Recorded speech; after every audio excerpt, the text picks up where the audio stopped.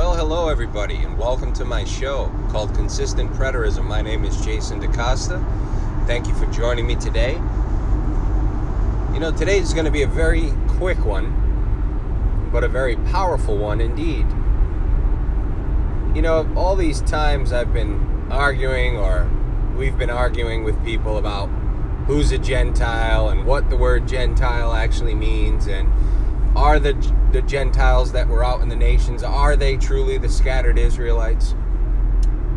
And while I've proved that to the moon and back using the scriptures, and I think those of us who are honest are all fully convinced of that they were, right? Because you have this gospel mission being given by Jesus to go out, preach the gospel to Judea, Samaria, and the ends of the land, meaning the surrounding nations, or a far distance.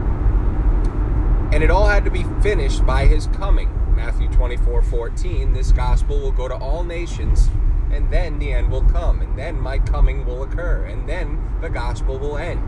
That's exactly what Jesus said there. So the gospel had to go to all nations by his coming for the purpose of gathering in all the elect.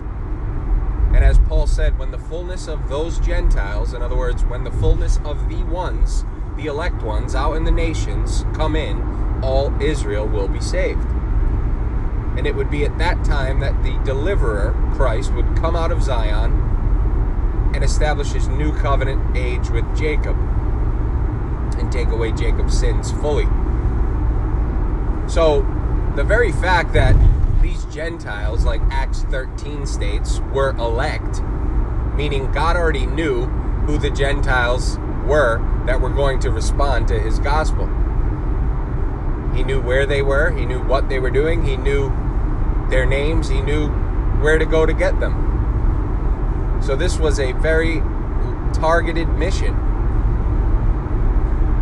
And so, people want to argue about, oh, Gentile can't mean that, or look at this, these guys were hanging out in Athens. Excuse me. Surely they can't be Israelites. They were hanging out in Athens, right? Well, here's the problem.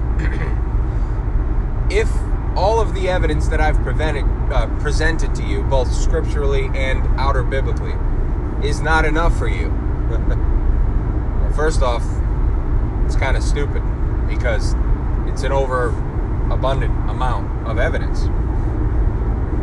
But if that's not enough, then really I don't know why we're even arguing. And what I mean by this is, us IOers tend to argue with all the trolls in all the forums about the identity of the Gentiles. But if these wannabes want to argue the identity of the Gentiles, that's fine. They're not going to get very far on that. But they have an even bigger problem to overcome. Excuse me. One that really, really puts a nail in the coffin. And that is the numerical fullness of this mission. That is the conclusion of all Israel being saved. So they want to argue the identity of the Gentiles. Fine, right? Let's just grant them that argument and say, okay, you might be right? And no, they're not right. And I don't think they might be right by any means.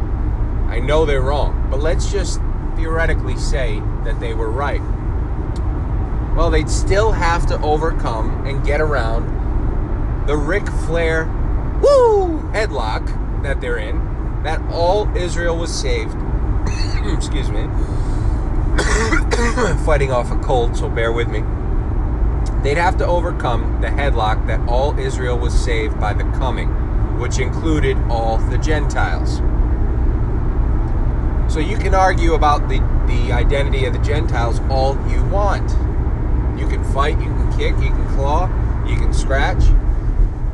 You can throw out random arguments stating this can't be so because of this. Okay, fine, right? Let's just forget all of that. And you have a monster staring you down behind that, which is they were all saved by the coming. A full, complete number of Gentiles were all saved by the coming. That means that the gospel was limited for those to whom it pertained, for the elect. And all the elect had to be raised on the last day. All who were Christ were raised on the last day, and then came the end. So my point here is just to keep it simple to you fellow IOers out there who are constantly in battles with trolls that just don't get it. Don't get into the identity of the Gentiles that much, right? Of course, there's tons of proof, and we know it's clear. Just look at Romans chapter 9, where Paul asks, is God also merciful to the Gentiles? And then he quotes passages that are all about dispersed, scattered, paganized, gentilized Israelites.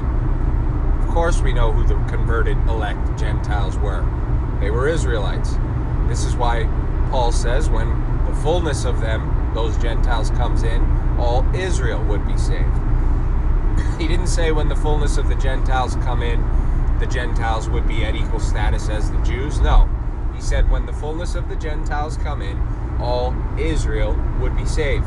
Because this was a mission to go out and gather the lost sheep of Israel from both parties where they were. The Jewish party, aka the circumcision party, and the Gentile party, aka the uncircumcision. There were true sheep everywhere in Judea, Samaria, and the ends of the land. So they were going out to regather the elect before the coming. So stick to the facts when you're arguing these guys, and don't get swept away in their diversions. Pardon me. And focus on the numerical argument showing very easily and clearly that A, the gospel ended at the coming, Matthew 24:14, and B, more importantly, all Israel was saved by that coming, which included all those out in the nations, aka the fullness of the Gentiles.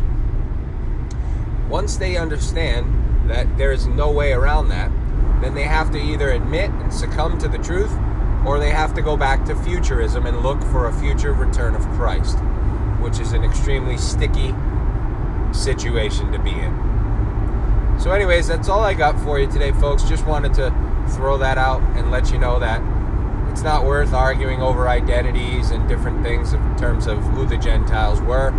Even if you already know for sure, like I do, it's not worth it. Stick to the border patrol, which shows that the gospel ended at the coming and all Israel was saved, which included all the Gentiles who needed to be saved as well. Hope you all have a great day, folks. We'll be back another day, another time, another place, and another rhyme. Take care, everybody. Bye-bye.